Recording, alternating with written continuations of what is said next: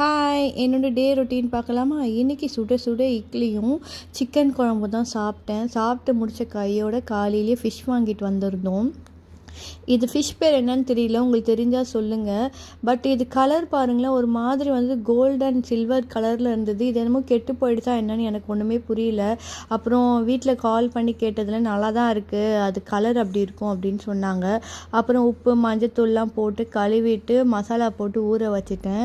இன்றைக்கி வந்து ஒரு கம்ஃபர்ட் ஃபுட்டு தான், ரொம்ப சிம்பிளாக அப்படி எல்லாருக்குமே இந்த மாதிரி சாப்பிட்டா பிடிக்கும். என்னென்னா தண்ணி சாம்பார், அதை கிள்ளி போட்ட சாம்பார் சொல்லுவாங்க இல்லையா, அந்த சாம்பார் பண்ணிவிட்டு ஃபிஷ் ஃப்ரை தான். நான் ரசம் கூட வைக்கலை. இந்த சாம்பாரே பார்த்திங்கன்னா கொஞ்சம் லிக்விடாக தான் இருக்கும், சூப்பராக இருக்குங்க.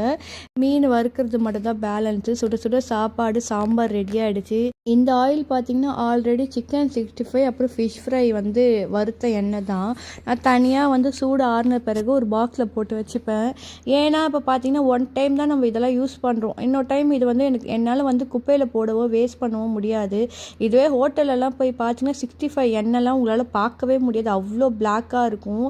இது வந்து நம்ம வீட்டு யூசேஜ்னால ஒன் டைம் யூஸ் பண்ணிக்கலாம், நெக்ஸ்ட் டைம் நான் யூஸ் பண்ண மாட்டேன்.